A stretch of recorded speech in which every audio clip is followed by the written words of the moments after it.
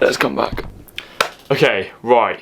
First things first. It's about 30 weeks into lockdown now, which is why I'm keeping a cap on, because just not great, to be honest. Need a trim so badly. But yeah, this week, hottest week this year. It was actually 31 degrees yesterday, but that's not why we're here today. The reason we're here today is because, well, you've probably seen this title now. I have in fact just bought my first car. Yeah. Now, obviously I'm going to be covering a lot in this video, like the whole different stages of how I got to this point and everything leading up to it. But what I've done is I've created chapters for this entire video, so if you go into the description or if you look at the timeline under this video, they should be split into loads of different chapters, and the title of each chapter basically explains what I go over in that chapter, if that makes sense. So let's get started.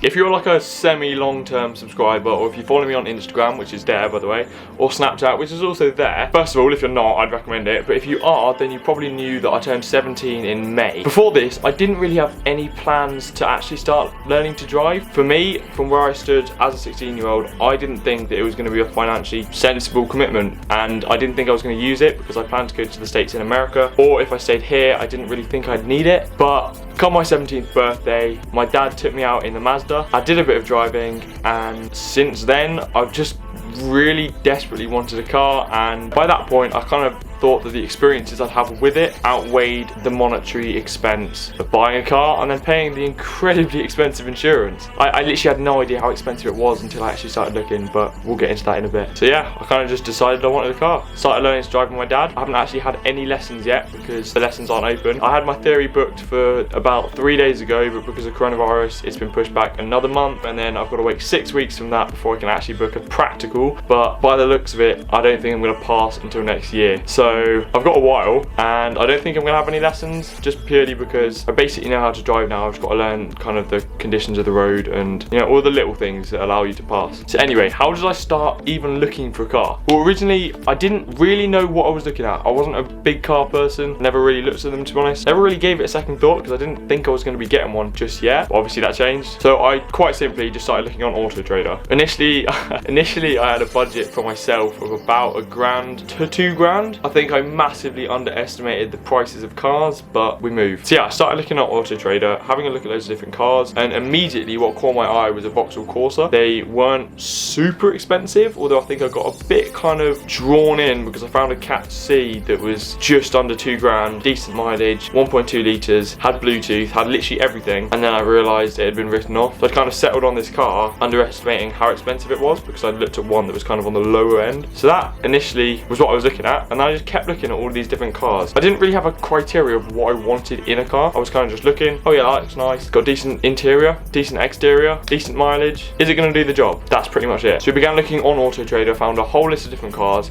looked through them all, decided the best one, then phoned them up and just said, okay, can we come down and see it? Obviously coronavirus though, so we had to wear gloves, had to wear a mask, and to be honest I was pretty surprised that they were actually open because this was like, what, end of May? So things were pretty strict still then. So originally I found this cracking car. It was about £2,000. The insurance was basically nothing. No, I say that. The insurance is mad. The insurance was about £900, and that's third party. But then the road tax was only about £30, and it just looked cool. So I saved it. We were originally going to go have a look at it. I'll actually show you now. No, I don't think it's on here anymore. That's so peak. It was this car.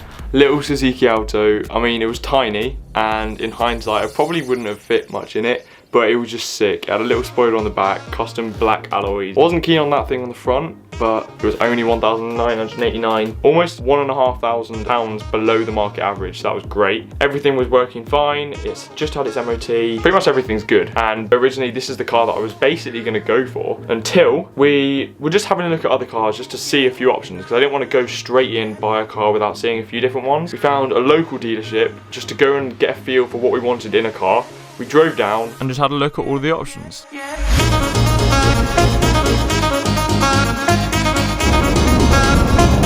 is the main shop.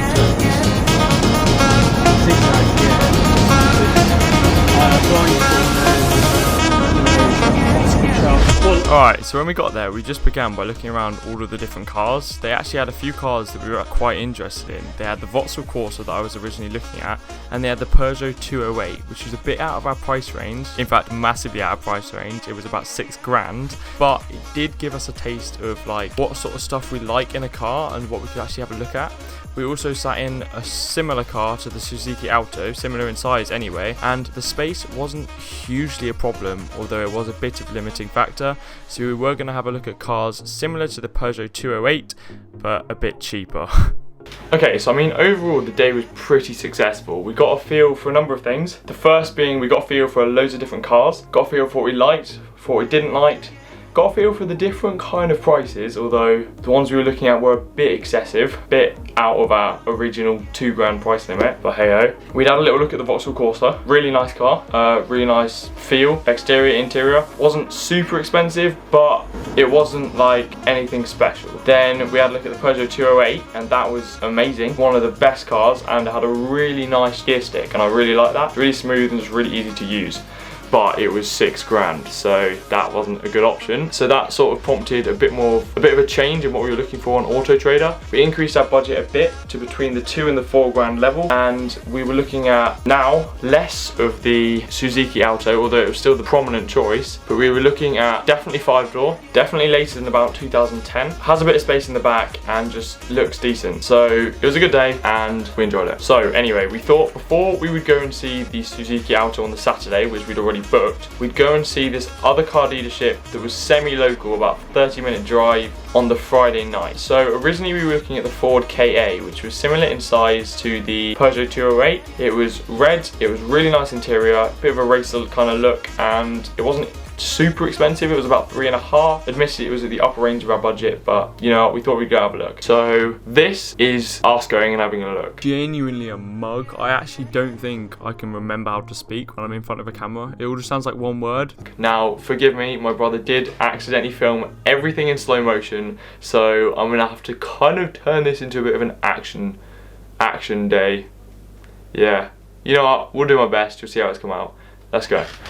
Okay, so unfortunately on the first trip we did forget to film anything because we were so obsessed with looking at the actual cars. Now the red KA, although it was great, we didn't think it was that suited for what we wanted. It was a bit small and it was only 3 doors. But there was another car just next to it. It was a black Renault Clio, and this showed everything that we wanted in a car, and it was just about within our price range at about $3,999. Now we ended up going away, having a little think about it, and decided to come back and have another look just a couple days later. This is that trip.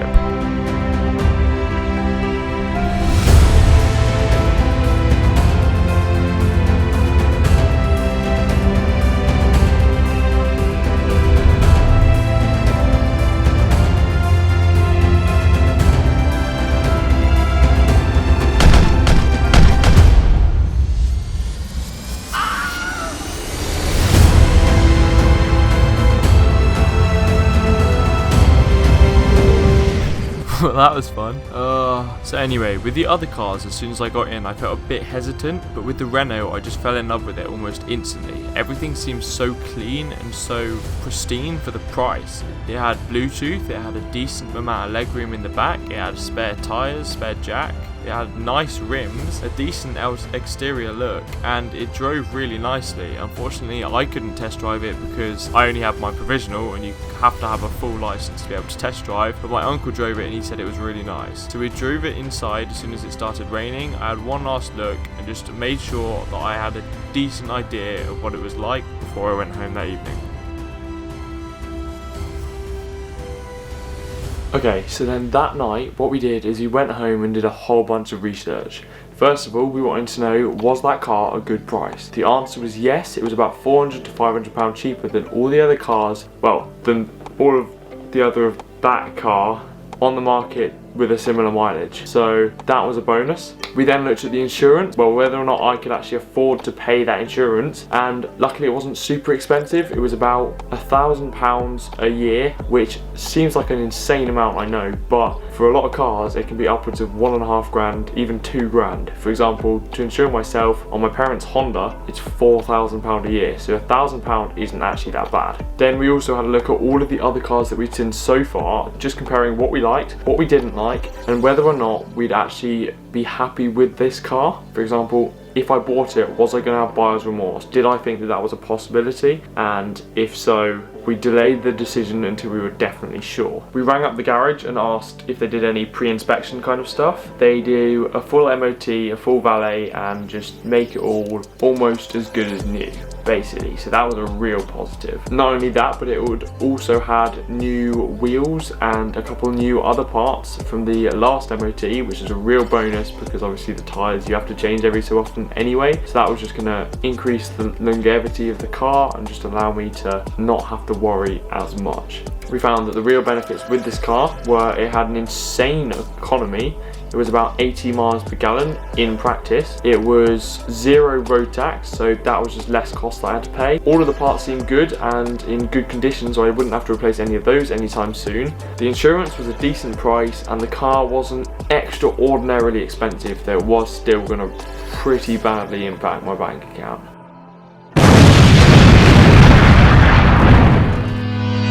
I've been looking for a way out, I can't find my way now. I just need you by my side.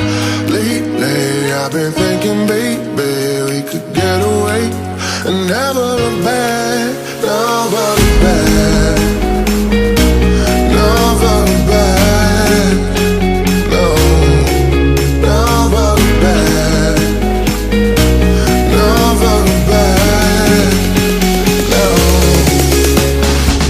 So having been to see a number of different cars, searching through literally thousands on AutoTrader and weighing up all of the pros and cons, we decided to put a £200 deposit on the Renault Clio, ready to pay the full sum a week later when it was ready to be picked up.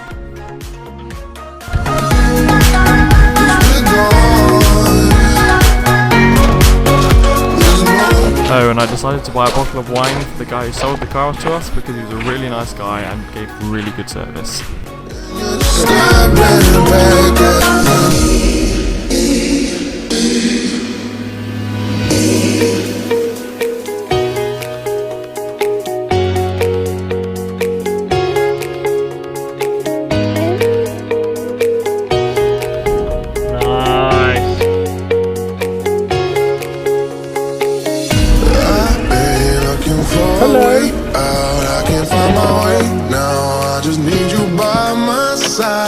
Okay, so obviously this car was a lot more than we originally intended on spending, but we went with it for a number of different reasons. First off, I just loved the car and everything that came with it. I felt it would be able to accommodate for everything I wanted to do, like a lad's trip to the beach for example, as the boot was massive and it had decent space in the back, and I just felt that the experiences with it would be brilliant and worth the cost. Secondly, the condition and mileage of the car meant that it would last a long time without the need for replacement, which a £1,000 to £2,000 car isn't likely to have. But also, I wouldn't outgrow this car for a lot longer as it had everything I wanted. I wouldn't be looking to upgrade, so it would save money there. Finally, I would also be saving money over the other cars in the long run. As for a similar insurance, the road tax was £100 to £200 a year cheaper and the miles per gallon was almost double. So each year, after the initial deposit, I would be saving a few £100s. Basically, it was a car that was going to last, save money in the long term and allow me to do everything I wanted to do with it.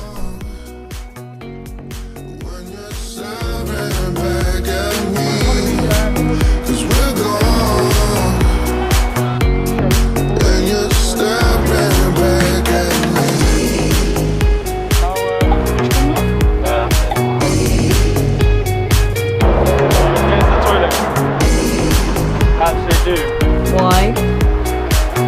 I think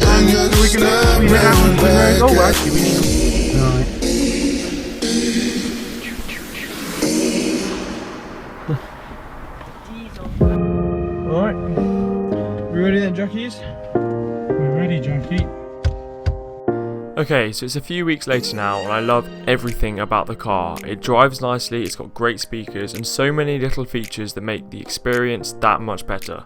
So if you are looking for a first car, I definitely recommend taking a look at the Clios. Anyway, that's the end of today's video. I do hope you enjoyed, and if you did, please don't forget to drop a like, comment and definitely consider subscribing. I've got a whole bunch of videos on this channel that aim to motivate and inspire you to do all the things you want to in life, and I just enjoy making them, so every little helps. Once again, there's my Instagram and my Snapchat in case you want a little more behind the scenes. But other than that, enjoy the car wash and I'll see you in the next one. Right, let's try it then. So nice and slow up there, and you got right round the back. Alright. Oh, it's a bit of a tight squeeze, isn't it? Well, these aren't normally there, to be honest. So up around there. What's the watch out for that. 99 acceleration. So you input the ticket code. Now you have to. You may have to jump out. Actually, back it up, straighten it up, because you'll want to be as straight as you can going into the. Yeah. We've got a bit of space at the back there. Okay. Nice. Nicely done. Okay. Right. So when it says, you can Put the code in. Right, okay, so 2, 8, 5, 4, 7, 9. Well, just up to there, but you see where you've got to position your tyres in between the. So you should just be able to just drive straight forward there. So just drive up to. So it'll those green things will probably change when you get to the. Alright. Oh, all the windows shut, definitely, yeah? Good. It's always a bit weird. No! No! But it's all wet, you bastard. It's not wet. Oh, guys, shut the freaking window. Yeah, hopefully nothing to worry about. Hopefully. Do we have an antenna on there? You will, but it won't be. I don't think you've got a wire antenna. It's like a Box. Here we go. See, this seems dangerous. It does, doesn't it? That'll be upside down now. Yeah, I know, but never.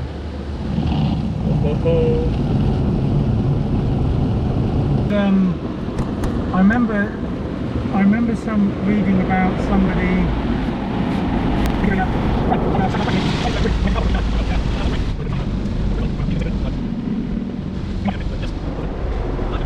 I always think these things will scratch your car, but they don't. How much was it? £4. Oh, it's not bad. Yeah, £3.99.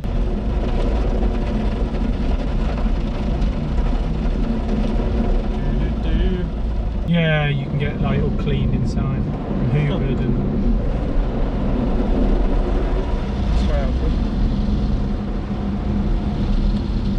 Top one.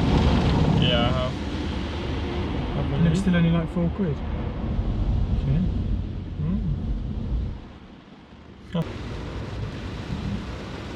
Not sure, but yeah, I think it probably is. Here they come again. Can you imagine this is what it must sound like if you're in a hurricane? Yeah, Twister. Yeah. Yeah, it'd be a bit like this, wouldn't it? Just a bit more powerful. Yes, Jake, that's the only difference between a hurricane and a car wash. The hurricane's just a bit more powerful. What a mug. Would be pretty scary, wouldn't it?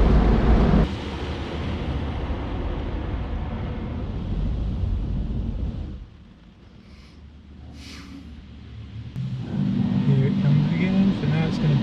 Oh, is this the windy Yeah. phase? Imagine I just said, oh, is this the windy phase? Mop it! Wonder how well it would dry the windows.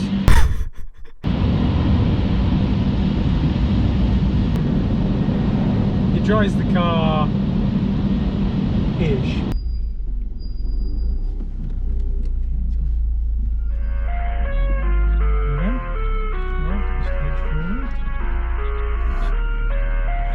Nice. I live inside my own world of make-believe.